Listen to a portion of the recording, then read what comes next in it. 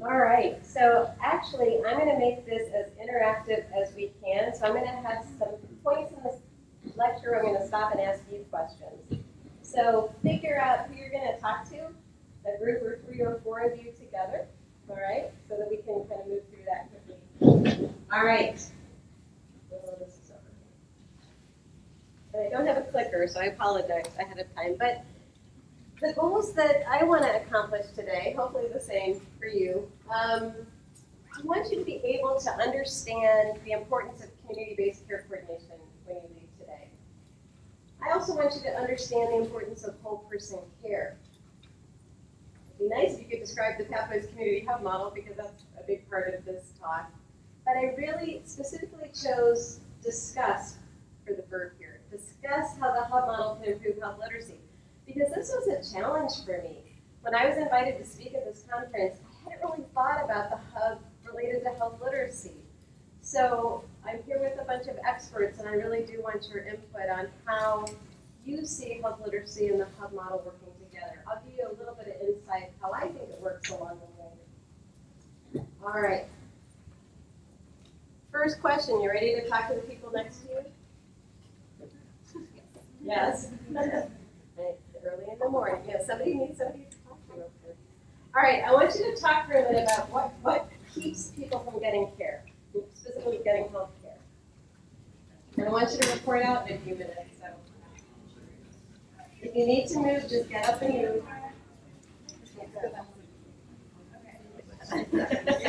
Usually nobody's going to rest.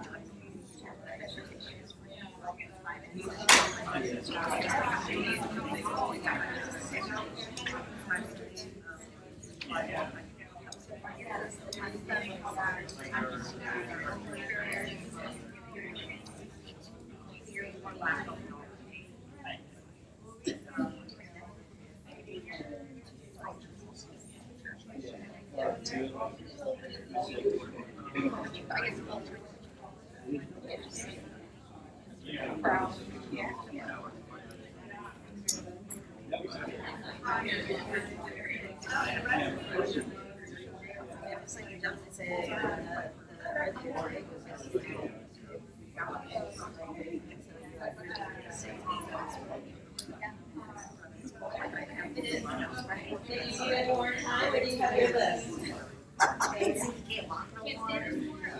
So somebody give me some reasons. Cost or lack of health insurance? Transportation, that's a big one, right? Trust. Trust with who? The healthcare system, people who have been harmed by the healthcare system. So they've had bad experiences in the past and don't trust the healthcare system. Big one. Finances. Finances, huge. Schedule, Schedule. So how would the schedule? like if they're only open 8 to 5, Monday to Friday, they're Right. working. And they're working, right? And they can't take off work or they'll lose their job. Cultural beliefs. Cultural beliefs. Absolutely. Drug and alcohol addictions. Sure. There's lots, right? I mean, we could probably go on for the rest of the 2 hours of reasons of why people, what keeps people from getting care. I'm going to do a little case study with you. So I'm going to talk about Maria. All right, Maria, she's 23 years old, and she's 16 weeks pregnant. She's missed a lot of work lately because she's been really sick with this pregnancy. This is her second pregnancy, but she hasn't connected to a prenatal care provider yet. She's actually scheduled 2 appointments but had to cancel them, again, because of scheduling, right? She was worried about her job.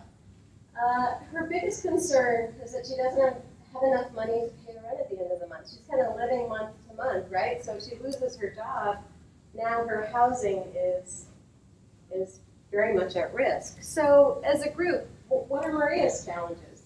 I'll put this back so you can see. If you were a community health worker working with Maria, what are you going to list off as her challenges? Not having a job to support herself, of course, the medical bills, So she doesn't have a job, which now she's at financial risk. for every pregnancy. she's pregnant, right? And she needs to connect to care because she's been pretty sick this pregnancy, so maybe something's going on. Seems like her highest priority is paying rent, so. Housing, right? She's really worried about where am I going to live at the end of this month. Any other challenges she faces? She may not have a social support system. Very good. She may not have anybody to turn to really help her out of this crisis. Okay. We're going to see Maria a little bit later on in this presentation. So I'm going to give you, I had to do a lot of reading around health literacy to kind of prepare for this. And I found this longer definition that I really like. So I might be the only one that likes it, but I'm through it. So it's having knowledge, motivation, and ability to access, understand, describe, and apply information to form judgments and make decisions about healthcare, disease prevention, and health promotion. There's a lot of steps there, right? You need to have knowledge, but you also have to have the motivation to seek out that knowledge. You have to have skills to be able to go ahead and access that information, and then you have to process all the information that you access. Is it a good, reliable source of information, or is it your neighbor next door that you got the information from? And how are you going to take all that and then make a judgment about what you're going to do? You know, are you going to go and have that procedure done? Are you going to go back to that provider? Are you going to go in and get your immunizations? You know, are you going to do disease prevention? So we'll come back after the talk around the hub and kind of put this definition up again. And I want you to help me think through how the hub model actually fits and impacts health literacy. I would also like to say we spend a lot of time trying to fix people, right? Let's give people more skills. I'm going to say let's fix this system. People are people, and they're where they're at in life. Systems need to start to fix themselves so that we can respond to people in a better way. I can't talk about the model without talking about social determinants of health, and I know there's other talks going on around this issue, but basic definition of social determinants. Conditions in the places where people live, learn, work, and play affect a wide range of health risks and outcomes. I like to look at this with a visual, though. This is the iceberg that has been way overused. But if we look at something like low birth weight, that's a clinical outcome, right? A baby's born too small, weighs less than 5 pounds, 8 ounces. If we just look at, does Maria have prenatal care? How likely are we going to get to the outcome where she has a good, normal weight baby? If we just focus on she has health insurance and get into her prenatal care, are we going to see the results we want to see? We have got to look at everything that's submerged under the water, right? We have to look where she lives and what her job or lack of job is. What's her education level? Is she facing any discrimination? Does she have that social support? What's her socioeconomic status? All of that actually more directly impacts her having a good birth outcome than her accessing prenatal care. Another way to look at that, this is a chart from the Kaiser Family Foundation. If we look at what causes people to die too early, we can only impact that 10% with healthcare. Look at how much is due to individual behavior, 40%. Social and environmental factors, 20%. And we can't really change genetics yet, but that's probably coming. But really, we spend a lot of money on the healthcare. We don't spend a lot of money on the other issues that actually impact health much more greatly. So I'm going to talk about the importance of whole person care. All right? We can't keep breaking people up into pieces and parts. For somebody like Maria, she does need health care. Prenatal care is really important. But we have to make sure that she gets a job and that she has a place to live and that she has transportation and she has social support. Again, if we don't address those, we're not going to make her be at the place where she wants to be with her health. So question number 2, get into your groups again. How does health health literacy impact the social determinants of health? Or vice versa, how do the social determinants of health impact health literacy? How do those two go together? I'm going to give you a few minutes.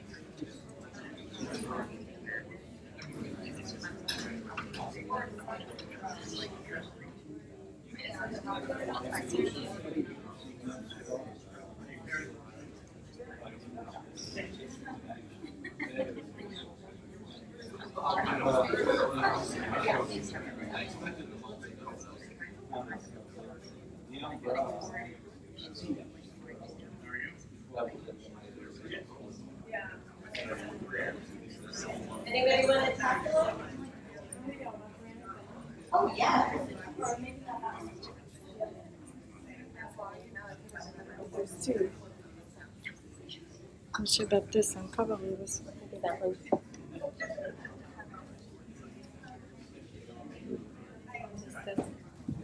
Let's say it again. A little bit.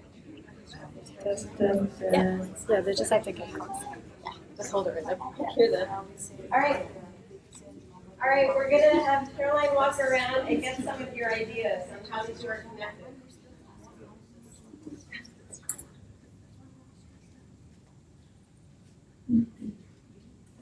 So I think just in general, and I did have a personal outreach. I have a lot of program across public health. I think, you guys hear me?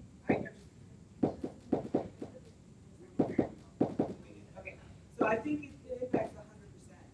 There's no question about that. And right now, with the way we have structured, I guess, the services, is we expect the individuals to understand and come to us rather than go out there. And I think that's why we have to emphasize the importance of outreach service and outreach community, going to the community where those populations are sensitive, when there's the need there.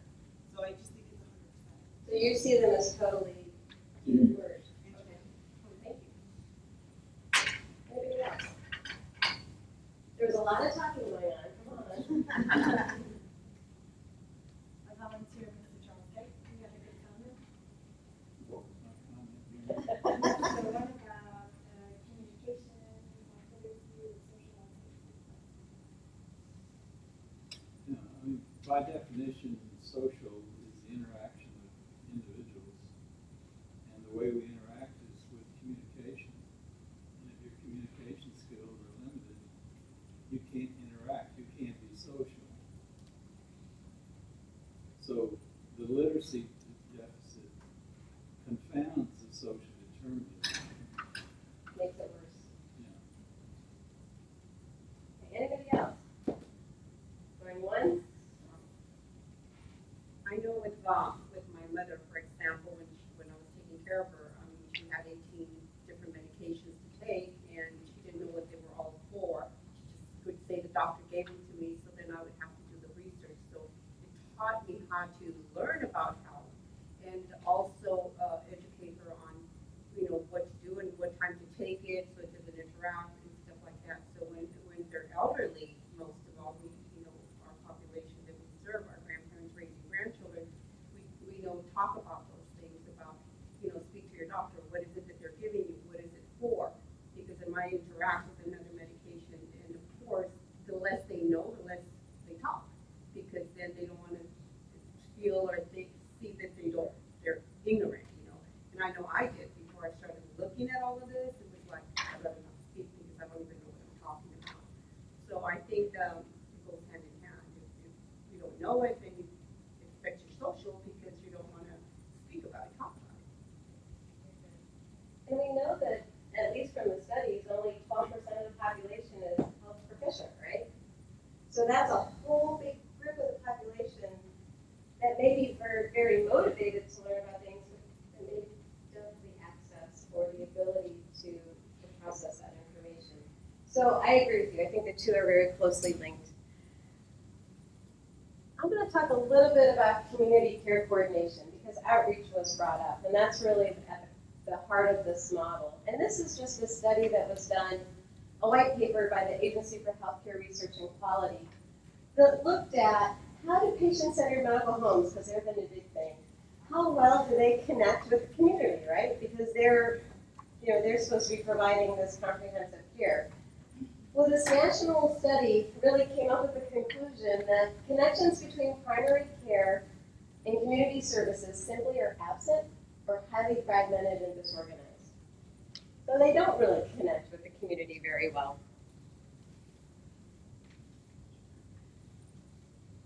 The model, the Pathways Community Hub model, does not change direct services. So it doesn't change what happens when somebody goes into the hospital or their clinic. It doesn't change care coordination within the healthcare system. That's really important and needs to happen. This model focuses on community-based care coordination.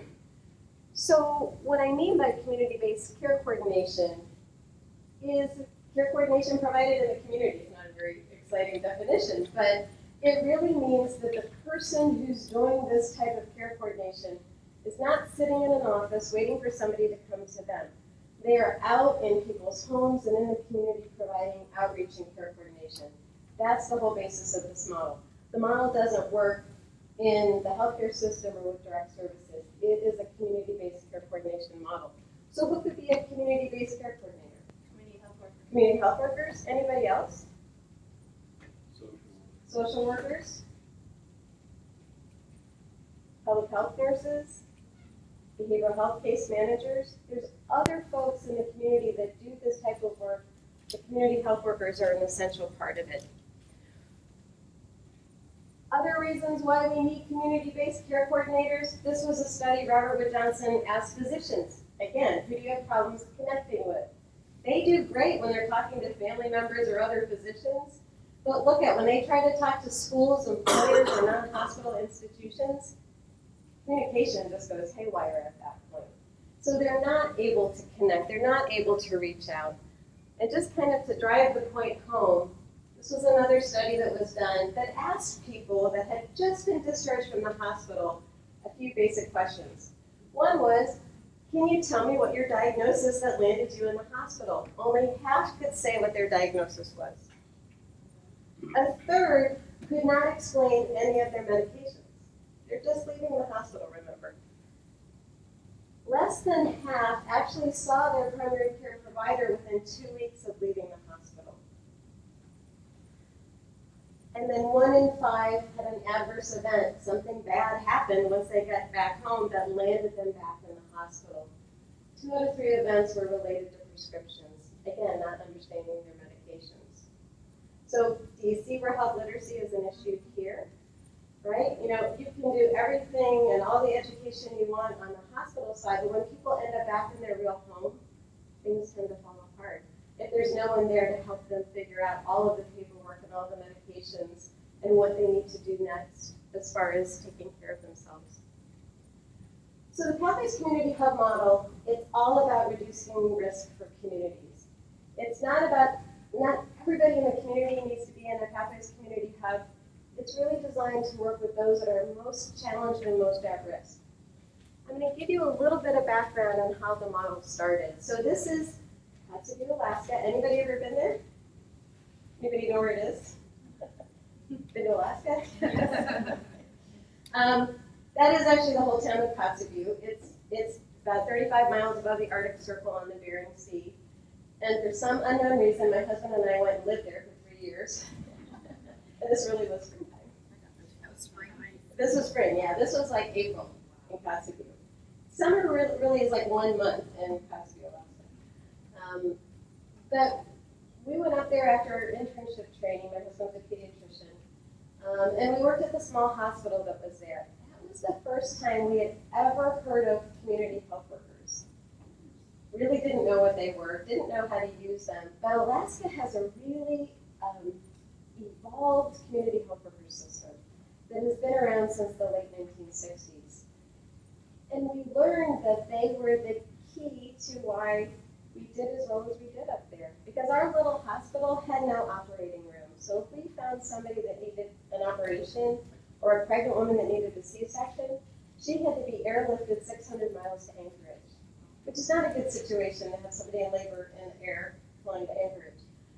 So we relied so closely on our community health workers. Every village, and there were 11 villages, and about the size of the state of Michigan. And those community health workers were really the eyes and ears that kept an eye on everybody in the villages. And we would talk to the villages every day on the phone, or actually on the radio, to find out what was going on. And so if they were anticipating that something was not going so well, we would get them into the hospital and then get them down to Anchorage. But really, the birth outcomes there were better than Baltimore, where I did my residency training. You know, Johns Hopkins, one of the best hospitals in the world, they had better birth outcomes. They had a lot better results than the lower 48 did. And they had a lot of social issues. It's not that there wasn't anything going on, but they had community health workers that were actually picking things up early. So when we landed back in Ohio, we started a nonprofit called the Community Health Access Project. And it was really with the mission of how can we take what we learned in Alaska with community health workers and do this in the lower 48. No small task, right? It's not easy. And what we did, how we started out, we went and hired, we talked to, well, actually what we first did is we mapped out our community before hotspotting was cool and before they had the software to do it. We actually took a big census tract map of our county and we went to the health department because HIPAA wasn't in place yet. And we asked for all the birth certificates for 4 years. And they said, sure, here we go. and we put push pins every place there was a bad birth outcome. So this big, huge map. And there were parts of the map that we were tearing away the paper. In those census tracts, the low birth weight was approaching 23%. So 1 in 4 women were having bad birth outcomes in those areas. I mean, that's really worse than Bangladesh. So we went to those areas of our community. We identified women that were already making impacts either through their church or community-based organization. We hired them. This is the very first group that we have. Communicy joined us in 1998. She's still with us. You know, so she's quite a bit of longevity with our community health workers. Some of ours have gone on to become nurses and social workers too from that original class. So found the right people. We knew the right community, right? We had trained them really well. It was an extensive training program. And actually that training program is what then became the basis for CHW certification in Ohio. Ohio is the second state after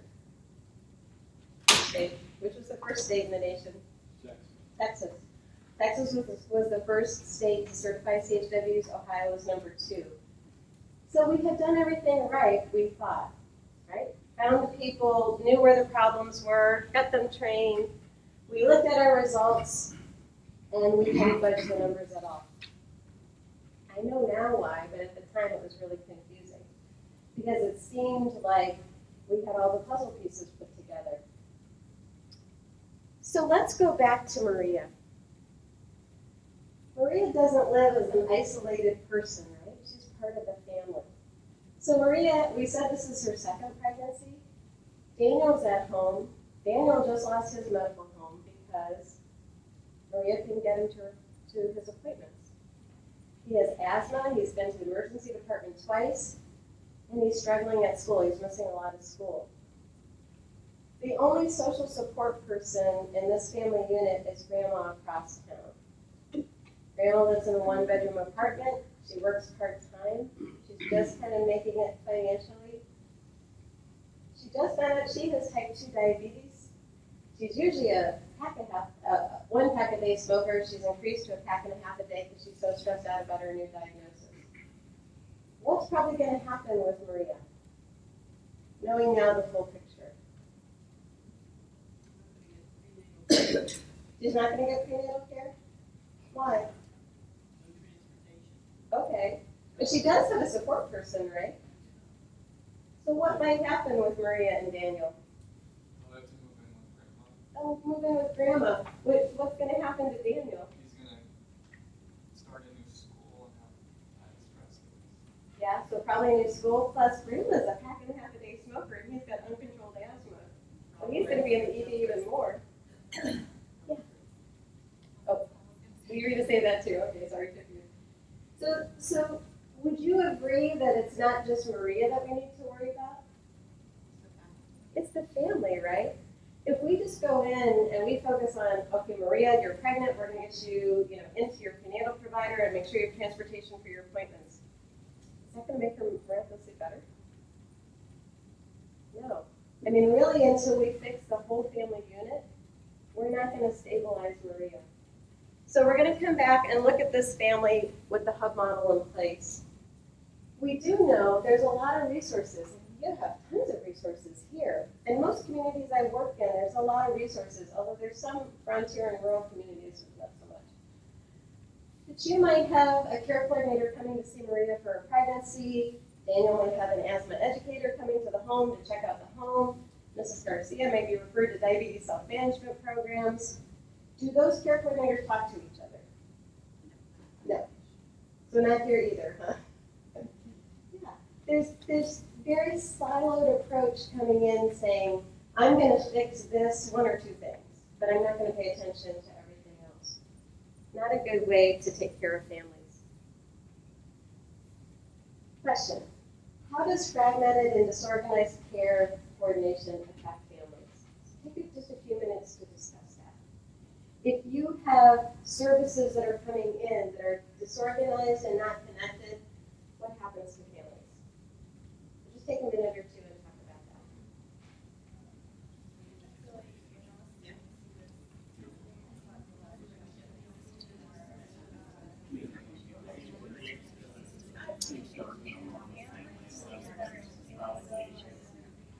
Things start to fall through again.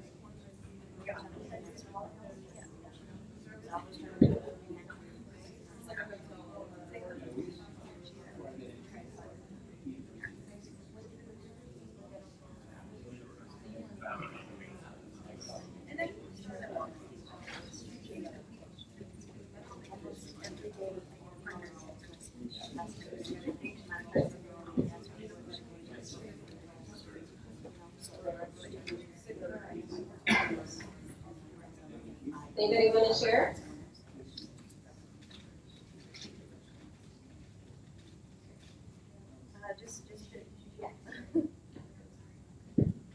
I was just sharing that, we do have families, I'm a community health worker, and in the neighborhood, our program is focused on healthy eating, but half of the time, they don't have food for the next day. Where do they get their next meal? So, I share with them food pantries in the neighborhood, basically try to help what they really need, not what we're providing. Anybody else?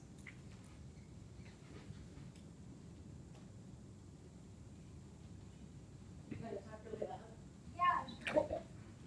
So I think that when you have a lot of people that are involved with a family and now you've fragmented because there's a lack of communication, you're also halting this holistic approach to take place so that the family can flourish.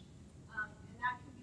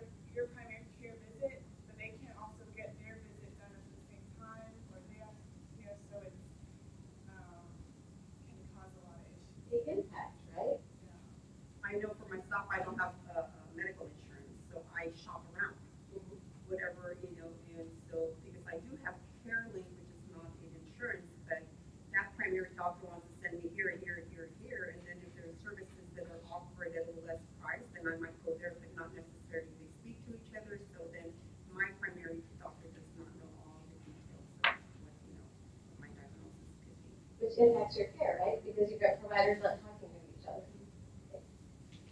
I just wanted to say that systems really try with what they're, just with language. They say patient-centered care, but this is family-centered care that you just described. And it's really putting that holistic approach in family front and center above all these other systems.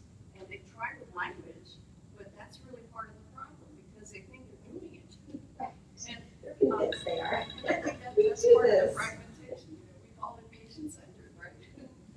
Well, I'll tell you the worst community I've found so far, the worst case at least, was in Minneapolis, and I was doing a presentation there, and one of the care coordinators came up to me and described the family she worked with that had had 15 care coordinators in their home in the past month, from 15 different systems, because they had a medically fragile child.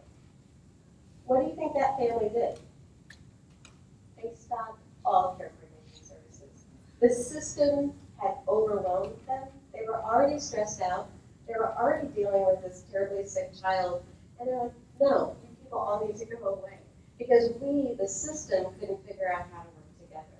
So not a good outcome, right? We don't want to have that happen. So let me get into the model itself. So the model is pretty simple. We're pretty simple people to develop it. Find people at risk.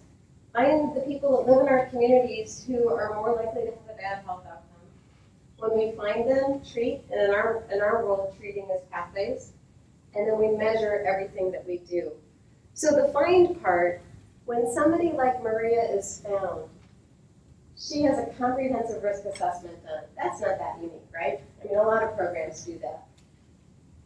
But that, and in our world, that's an initial checklist. So Maria would have an initial pregnancy checklist done that would identify all of the challenges that she faces. But also, Daniel could have an initial checklist done, and Mrs. Garcia could have an initial checklist done. And then every time that community-based care coordinator goes and sees the person that they've signed up, they'll do a follow-up checklist that really looks at what's changed since my last visit with you. Not a big long checklist again, but really what's different. Have new agencies joined? Have you changed your medications? Were you at the hospital? What happened since my last visit with you? The unique thing about this model is the pathways. So here's an example of a medical home pathway. And what pathways are really the translation of a risk factor or a challenge into something we can measure. So for the medical home pathway, it starts when somebody is identified that needs an ongoing source of primary care. They're going to the ED for care. That's not the best place to go. The pathway is not completed or closed until the community-based care coordinator has confirmed that that appointment was kept and that person could call the next day to schedule their flu shot, right? So confirm that not just I'm giving you a phone number, here, go call these providers. It's I have made sure that you have connected and that everything you need to do to be considered part of that practice. Outcomes equal payment in this model. So when you complete a pathway, you get a payment, all right? So if you were a community health worker working with, let's say, Daniel, because he needed a medical home, when you got him a medical home, payment is attached to that. In the real world, we can start pathways and know we're never going to get to the outcome, right? Because why? Because maybe that resource doesn't exist, or it's so limited in our community that we know we're not going to get to that outcome. But we can use all of the data of everything we tried to do to get that issue resolved to actually help us change policy and do bigger changes in the community. So these are the 20 standard pathways.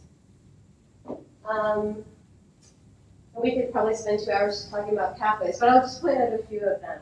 We talked about medical home. We have a housing pathway. So somebody that's identified, like Maria, that has safer and stable housing. If the community health worker connects her with, gets her into a safe, stable place of housing, and she's there for 30 days, the pathway closes, right? Payments attached to that. If Maria decides to use family planning after her pregnancy and she decides to use a long-acting reversible contraceptive, there's a payment attached to that. if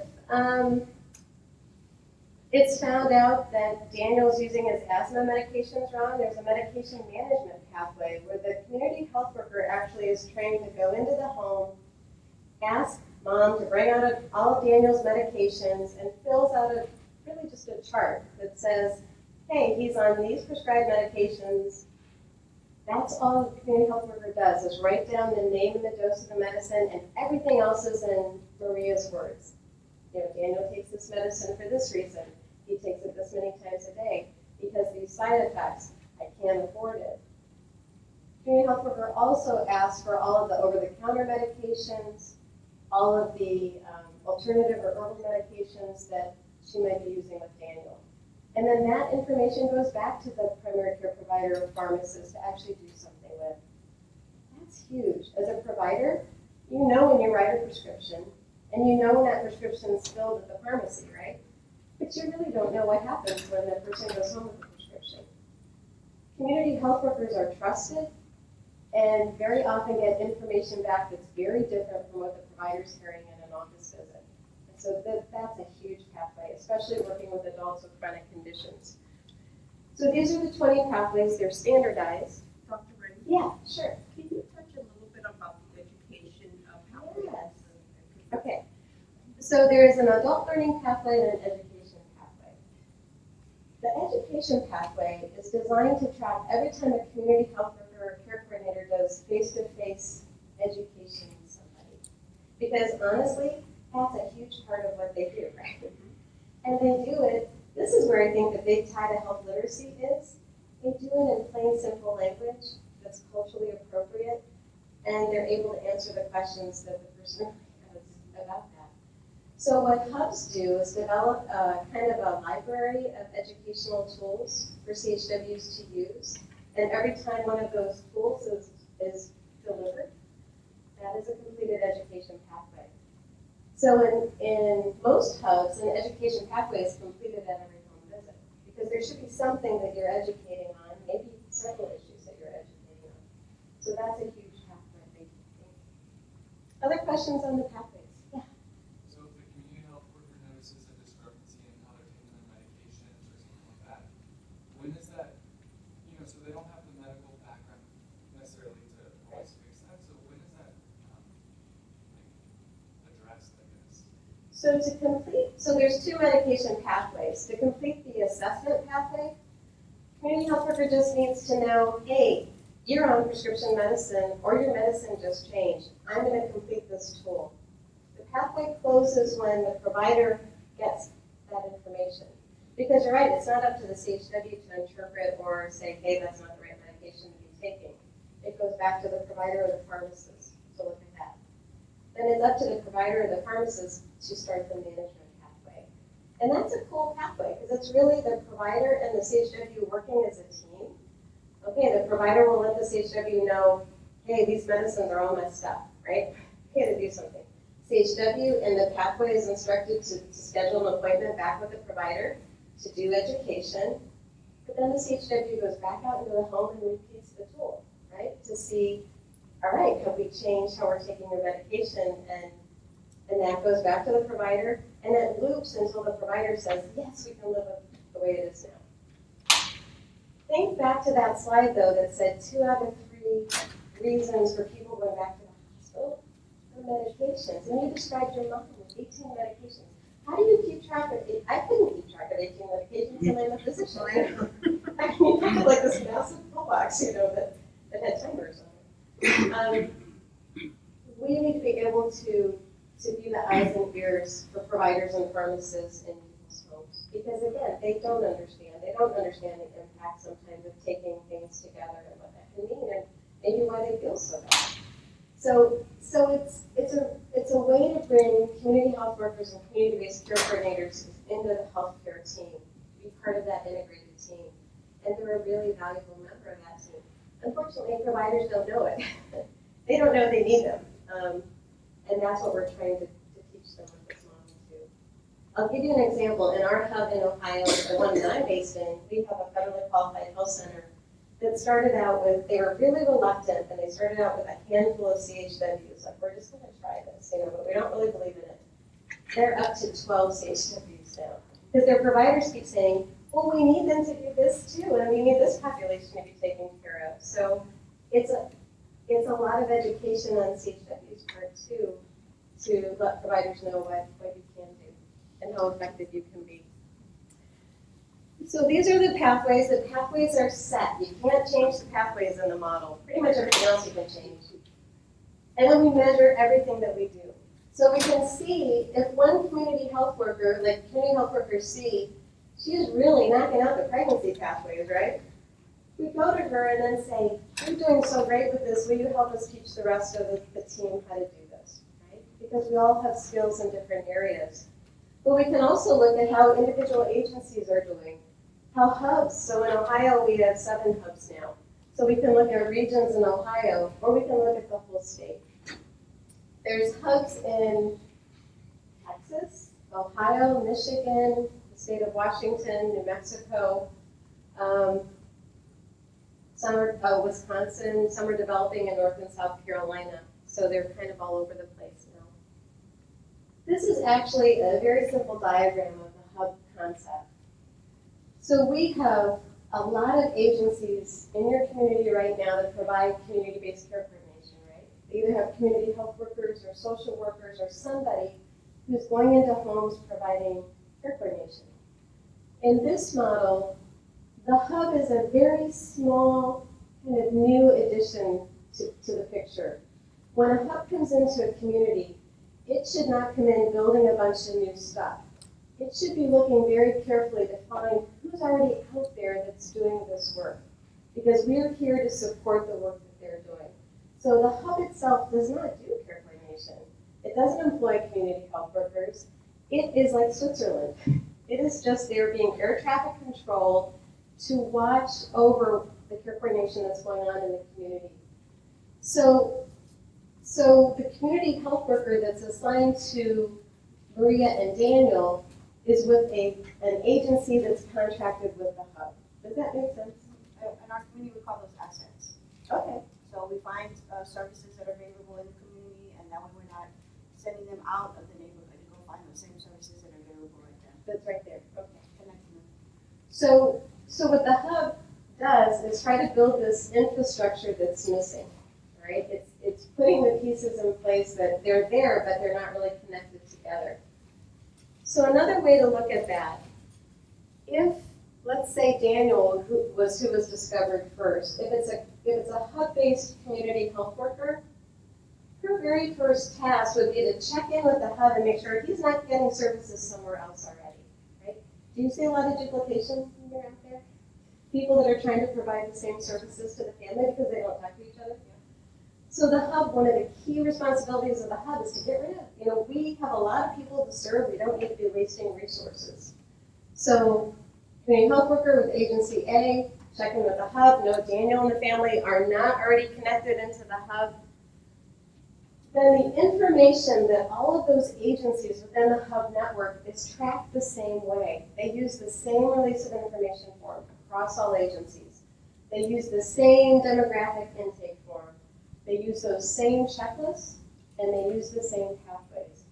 That's huge, because now we start to collect data across an entire community, comparing apples to apples, instead of trying to figure out, how we're measuring things differently. As far as we know, there's been no other metric developed besides pathways to do that cross-community measurement. So that's kind of how the model works. So if we're going to fix the system, when Maria missed 2 appointments, what could that indicate to the provider? Okay, this person's missed 2 appointments now. Transportation, stress. Well, what do providers often think?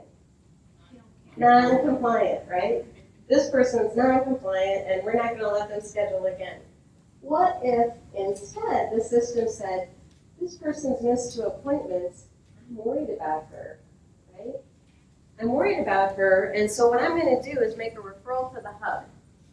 Because I know the hub is connected with all of those agencies that have community-based care coordinators that can go out and find her and figure out what's going on. So I'm gonna call Maria, I'm gonna offer this service to her.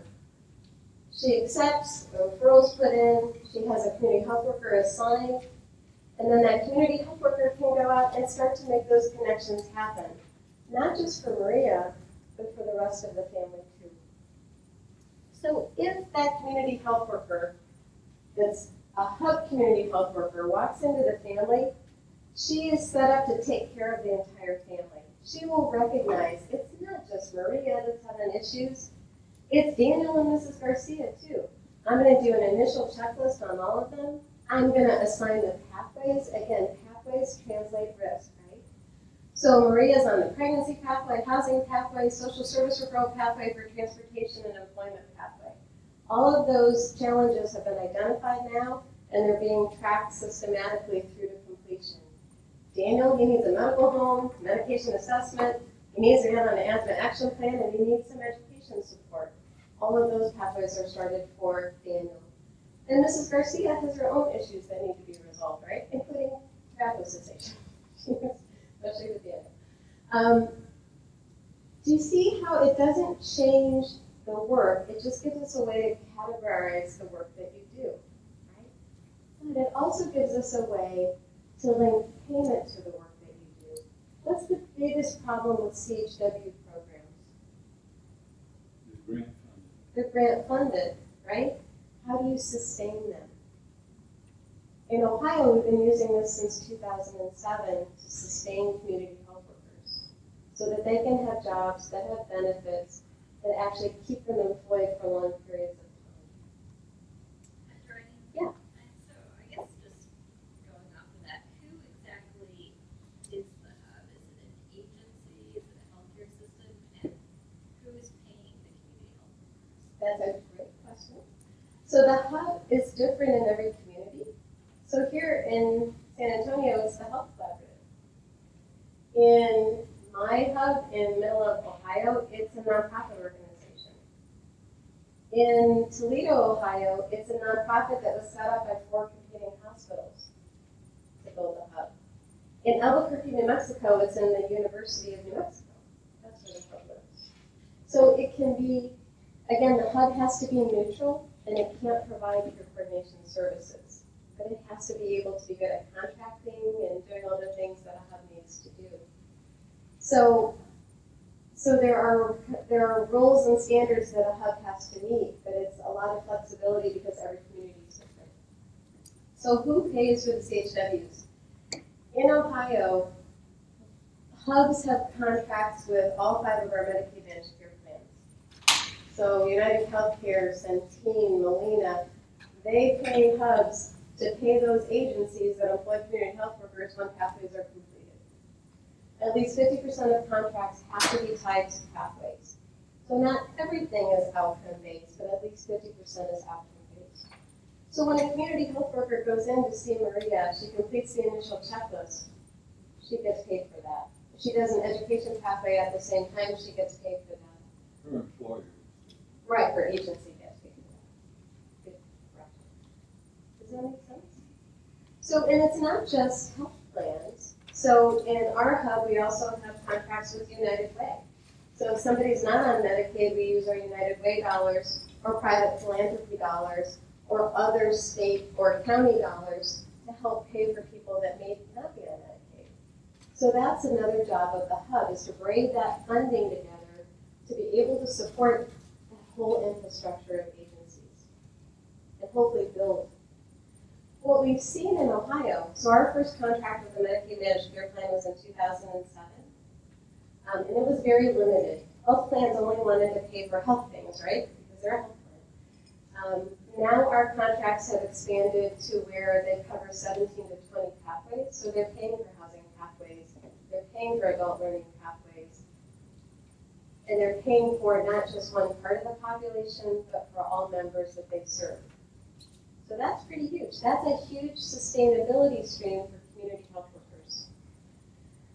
So I'm going to give you your second to last task here. I want you to get back and talk with each other in your small groups to try, at least with one other person, to see if you can explain the hub model and then flip it around with the other person, and they explain it to you.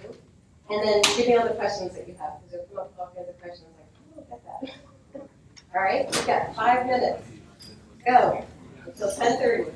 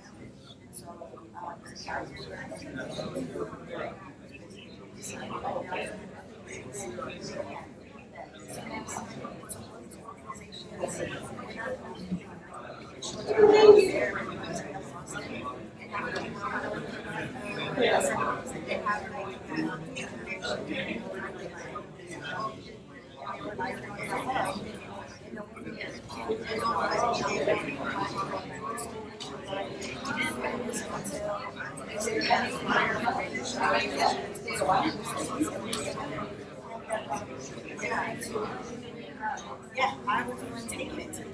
So I didn't go to things.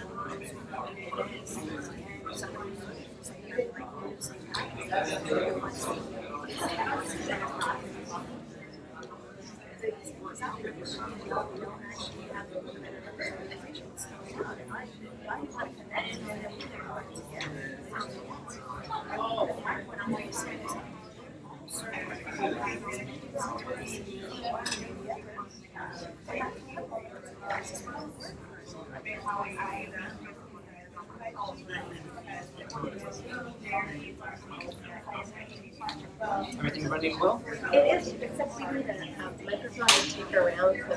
So the one we were using before didn't work so well. So Oh, could we it did. use? This one is a wired mic, so it Oh, doesn't. okay. And I don't have another cable. I don't think it'd be long enough to.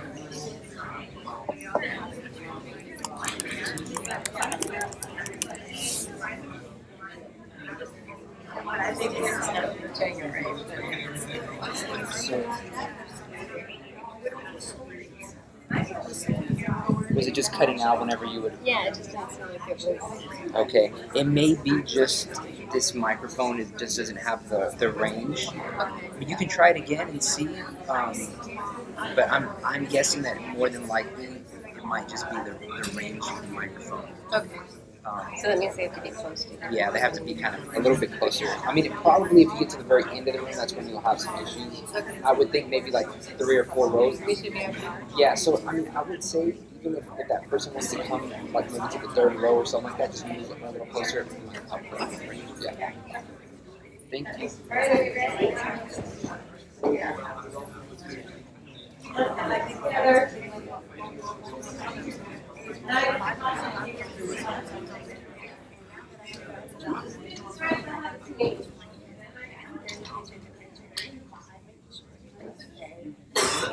Still here though, because my microphone won't go that far.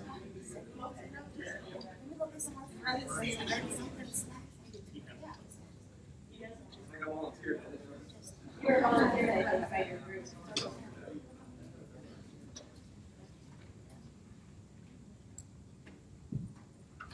As I understand it, the hub is kind of the centralization of resources and primarily of information available to the community health workers or the care coordinators, so that they have the information available about the entire family.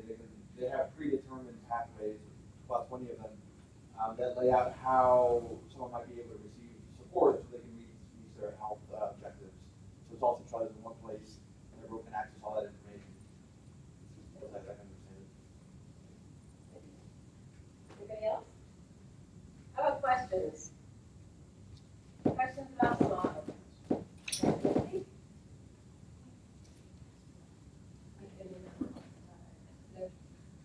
So I have a question about the actual process.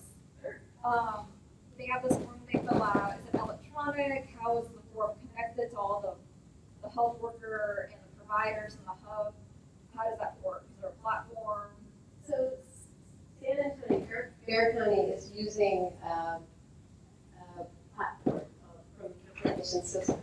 So the care coordinators are all going into the same platform and putting their data into that. The platform can connect to other systems if that's what the hub decides to do. So for example, in the state of Washington, the 211 system connects into the hub. The HIE, the Health Information Exchange, connects into the hub. The hub also has the ability to send care team dashboards to the care team. So it could be the provider, it could be whoever that person identifies as part of their care team can get real-time updates based on what's actually happening from the care coordination side. Not all hubs have the same platform though. So for the health collaborative, is it like a website that providers can like sign up with? Well, it's not so much the providers, it's these agencies. So the agencies connect to the platform. The agencies connect to the platform. Because this is about community-based care coordination, right? Right. So it's really connecting those agencies together around the hub. And the hub can take that data and connect to providers if that's what the hub decides to do. It's really building the infrastructure for agencies that employ community-based care coordinators to connect together. To get rid of that chaos and fragmentation. Whoever would like to. Wouldn't the healthcare systems have to be part of that? I mean, if ultimately the patient or the community member needs care at, Baptist Hospital or Methodist Hospital, wouldn't they have to be part of that? Well, that's the ideal. So the platform that's being used here has the ability to connect to electronic health records or can connect through direct messaging. So if the electronic health, both parties have to want to talk to each other when you build connections, right? Not all electronic health records have been ready to do that yet, but the platform is able to do direct messaging, which is a super secure form of email, basically, that can go right to a provider with that dashboard of what's going on and with the way to communicate back to the community health worker. To any provider? Yes. So do you, does Pathways or the hub provide training to the community health workers Yeah. about the program and the pathways? No, we just don't. Yeah.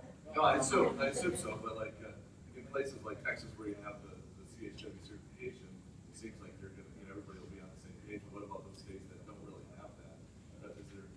It's really a challenge because so the state of Washington is bringing up 6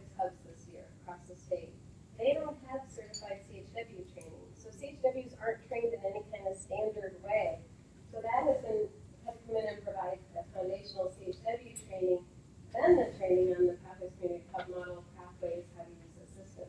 So it's a much bigger lift in a state like Washington and Texas where you've already got trained CHWs. That's huge. So what's the status of the hub here in San Antonio through the Health Collaborative? Like, is it up and running? It's up and running, yes. So how do we connect to it? Like if, and maybe this is a question for leadership, you know that. How do we connect to it? It's here, it's Bear County Health Collaborative right here. I'm an active. Right on my phone. I'm part of it. I've been doing it since July, and it works very, very, very well. It is such an amazing thing. Everything that you're saying is real world, and it gives people hope. It really gives people hope because so many times people would come to us and say, you know, I need help, and we're like, well, where do we send? We send them here. Funding sources right out. They run out of food, and they lose hope when they're able to come to us and we're able to close all of these pathways for them and work to getting all of their needs met and to bring their family together. They want to come back and they want to be, they want to work through the process instead of losing the hope. So it's a great thing. So who are, like, you're connected to the hub, like, and what Yes. organization do you work for? What? I work in a church. I work at Redeeming Grace Church, and I was certified. I've worked through the Health Collaborative, was certified, went through the training, and I've been using it since July. Okay, okay, so you're not employed by the hub. Hub is non-employee care coordinators. Okay, Hub is tiny and small and just works as air traffic control to help support all of the agencies that employ care coordinators, got it. to bring funding. To bring funding, okay, so you kind of become trained in hub to become one of the branches. Right. So if you're an agency that wants to be a hub participant, you have to be trained. There's requirements that you have to meet. You know, have to be in this county. You have to be using the system, the data system. So there's an actual contract between the hub and the agency to do that work. Okay. Two questions. So is the hub in Sherman? Because I keep seeing. No, it's not. It's just hub. My mind kind of goes there. Oh. Okay, that's fine. I was wondering if step for something. Other question is, do you have any outcomes data you can share with us? Because I'm wondering. I can. Thank you. And I did not pay you to say that, did I? And we'll take more questions later. So this is a paper we published a few years back. And what we did, again, we were working with high-risk pregnant women in Richland County, one county in Ohio. And we took 4 years of our data and we just handed it over to the Ohio Department of Health. They matched it to birth certificates. So at that point, the data's out of our hands, right? So they matched it to birth certificates. And then they took that data set and gave it to the Ohio State University to do a case match control by census tract. So basically what we were looking at, could we find women that looked just like the women we were working with in the same census tract? Again, we talked about those census tracts having up to 23% low birth weight. So it was really important that we compared similar women.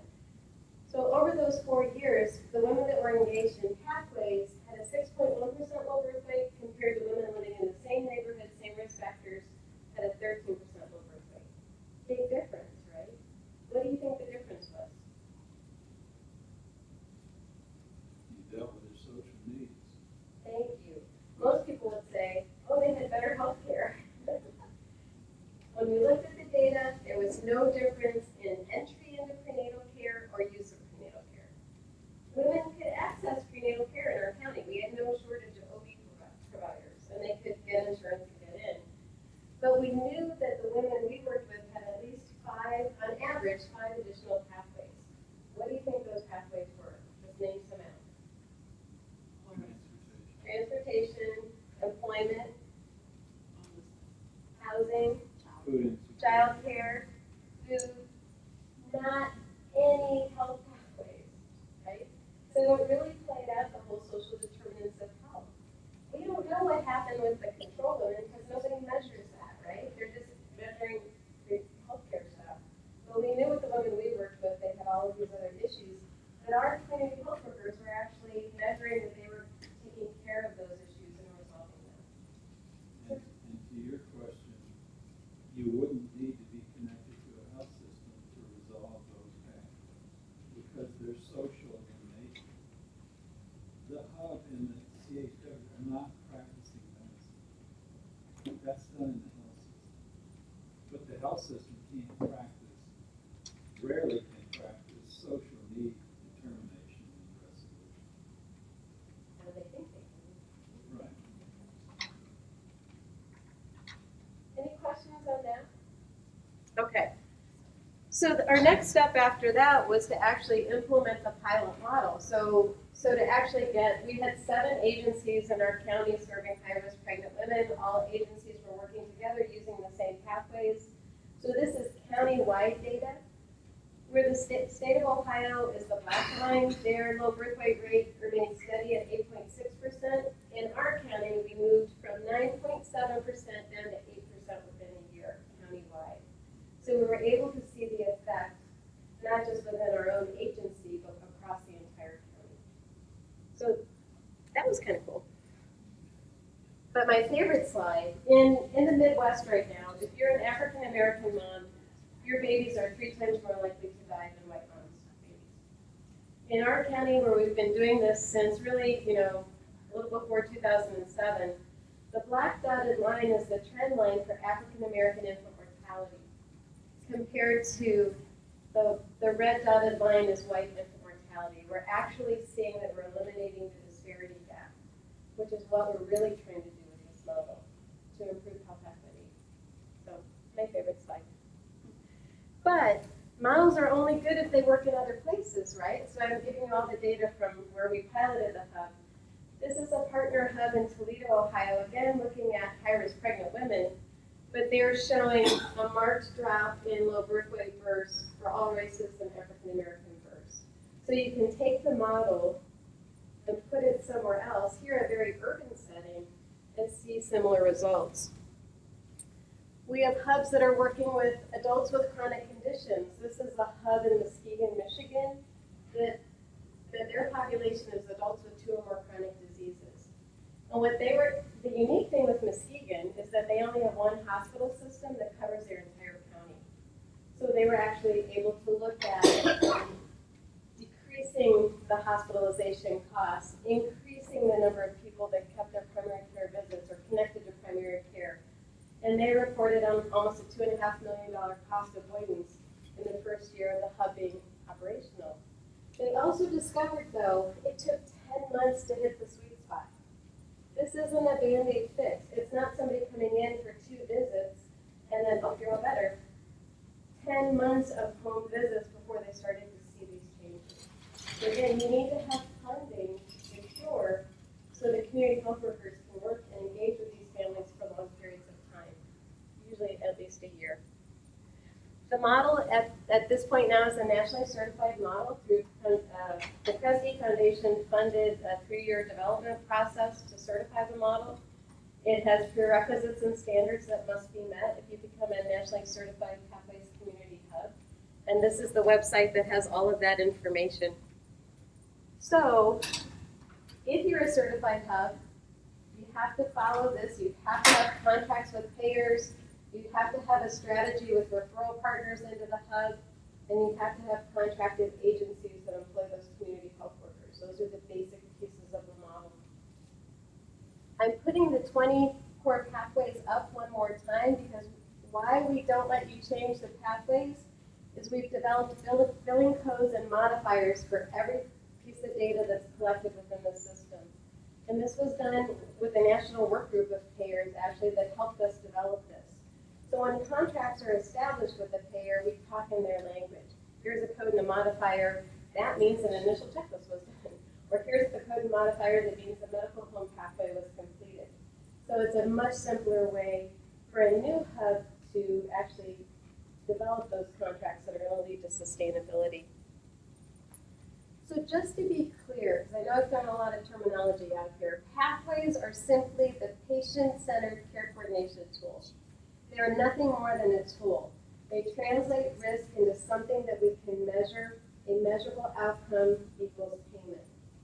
Right? So pathways are kind of the tool that drives all of this. Where the hub uses pathways. The hub uses pathways to track outcomes across all of the agencies engaged in the network. It works to eliminate duplication, streamline the referral process, and it gives the ability to start grading funding together to support community health workers and other community-based care coordinators. That's the difference. We've been endorsed by a lot of different people, really just as we've been around for a while now. We're a bright spot under the Institute for Healthcare Improvement. We work very closely with the Agency for Healthcare Research and Quality and HRSA. Also done some grants through the National Science Foundation and NIH. So just to show that it's a model that's at least been around, to get the attention of some organizations. So I'm going to conclude here with what I think the big takeaway points of the hub are. I think that it removes those silos and fragmentation that we talked about earlier. It takes our existing community resources and uses them more efficiently and effectively. It gives us an ability to track common metrics. So those pathways we can track across all agencies, all programs, you can overlay pathways on top. It pushes us towards whole person care. We don't want to be breaking people up into parts, and we don't want to break families up. We want to stay focused on the person and the family, not on the system. And it has a sustainability model.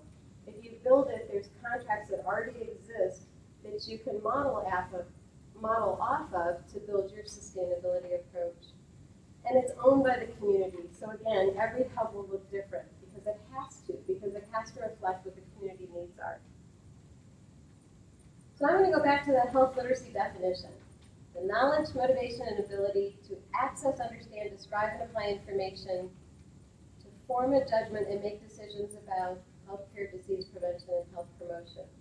So you tell me, how is the hub model connected to health literacy after listening to this? Because you've been to all these other health literacy talks. Yeah. It allows the patients to be more proactive about being engaged with their health resources. So it allows for the patient to be more proactive. Great. Okay. What are thoughts? It may make information simpler because information is coming from one channel compared to a lot of different channels and maybe different language. So streamlining and simplifying language that comes from one source. Great. Okay.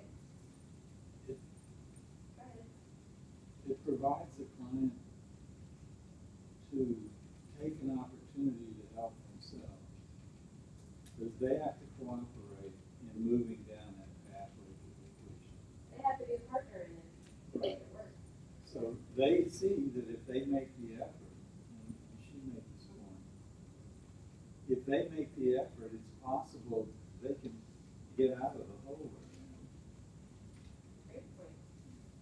I was just gonna say that it's like a navigation tool that can be applicable across nationwide, and I think that it starts a good platform for what could potentially grow as being a unified communication system for various purposes. So I think it's Thank you. I think health literacy is at the appropriate level, which means that it's at the family level. And there's a bridge being built to that medical community, whereas before there was no bridge. The health literacy that the family has is what they have. And maybe the reason they can't navigate the pathway of medication management is because they don't understand it. So when they speak in their own terms, you have a family-centered holistic care. And that means that the health literacy of that family has improved dramatically because there's a bridge being built to that health provider. Thank you. A lot of health literacy efforts are aimed at the first part of the health literacy definition, which is the education, imparting information. But this model actually takes the next step, which is taking action. So not just understanding, which is as well, but also taking action to improve your health. And I think that's what really makes it stand out. Other thoughts? I'll give you an example, and I told you this earlier, but we have a community health worker, Shanae, who's all about getting people into college. This is her mission. And she was telling me about a client she worked with recently who single mom with several children. And, her client went to sign up for services at the, to get food services and all of that. And talked about her goals of going to college and was told basically by her case manager that, oh no, you could never do that. You're a single mom, you've got too much going on. Don't even think about it.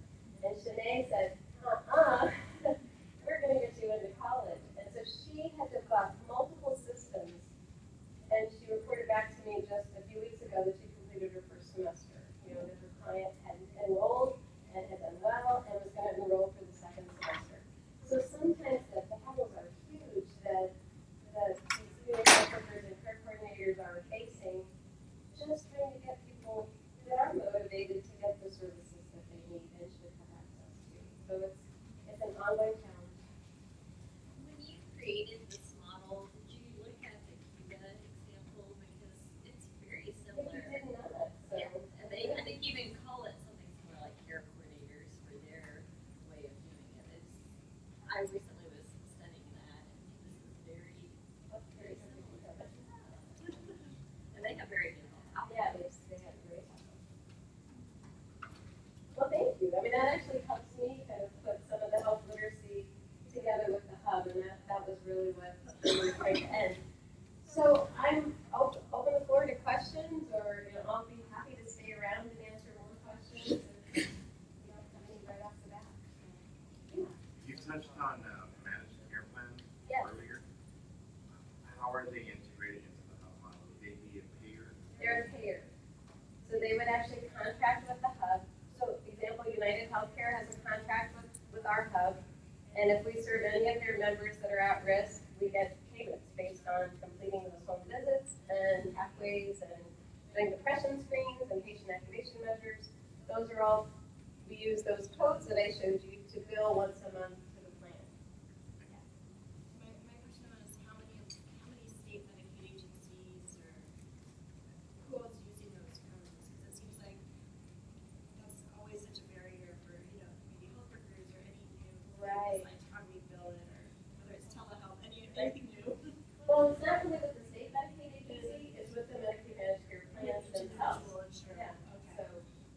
I don't know. Those codes are applied by the hub at each month end, based on the input that the CHWs have made to the system.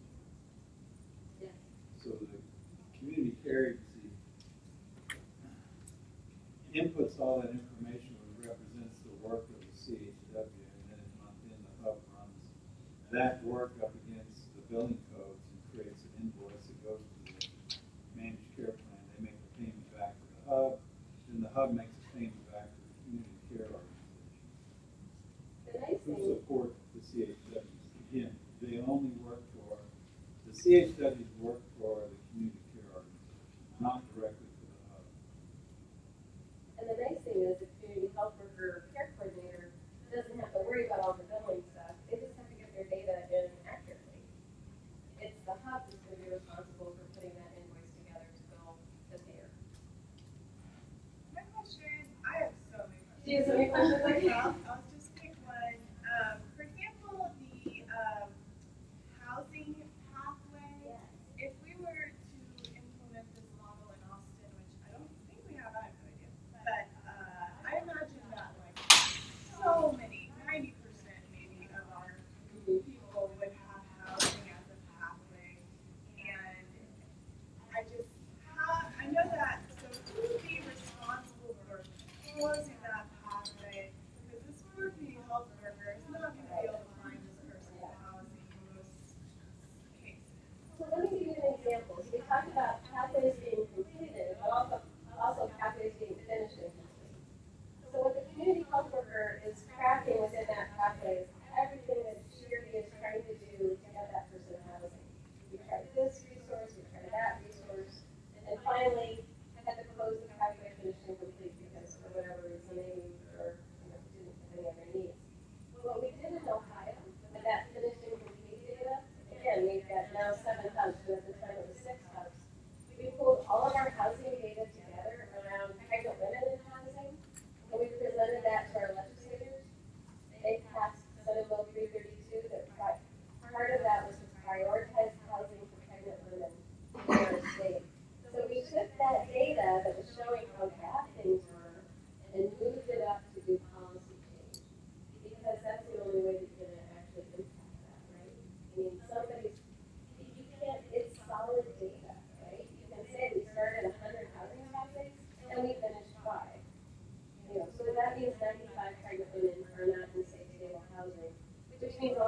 things that are gonna happen because of that.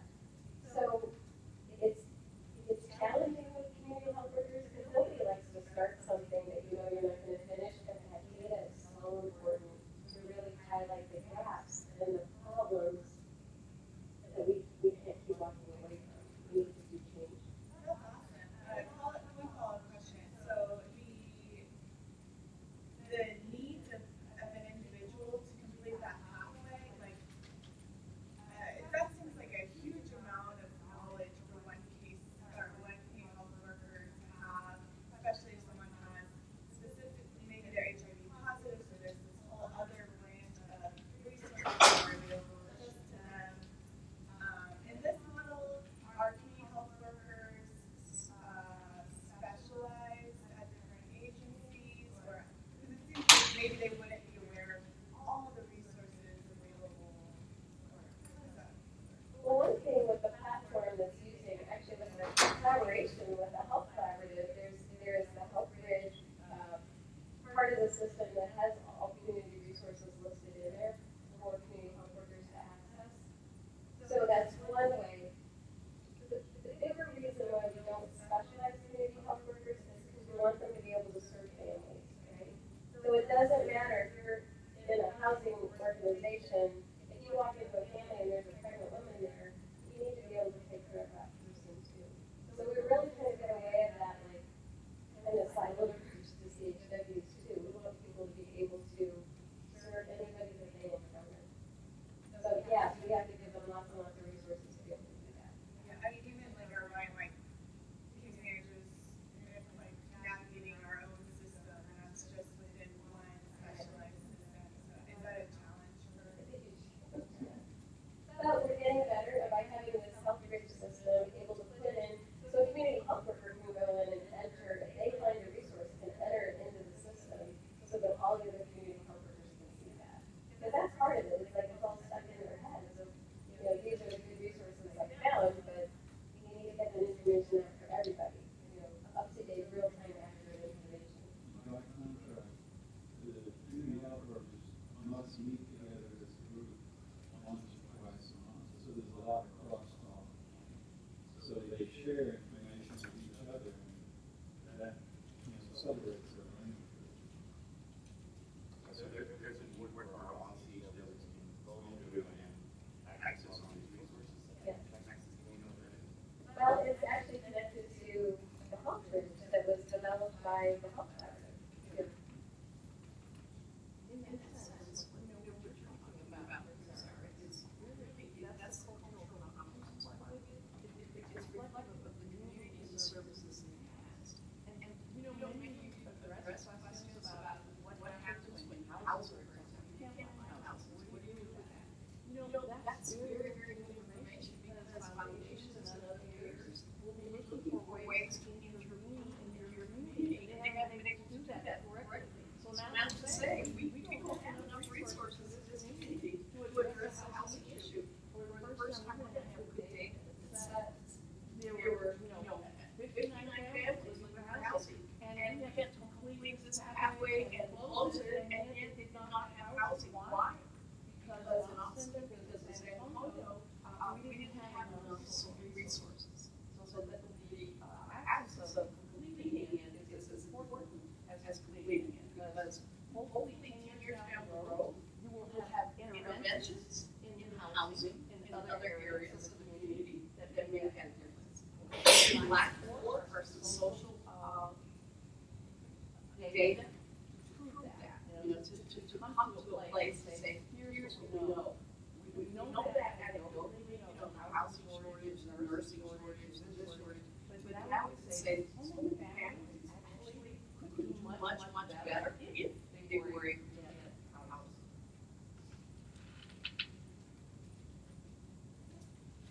So I have more of a technical question. So when the hub is rating funding, are they also looking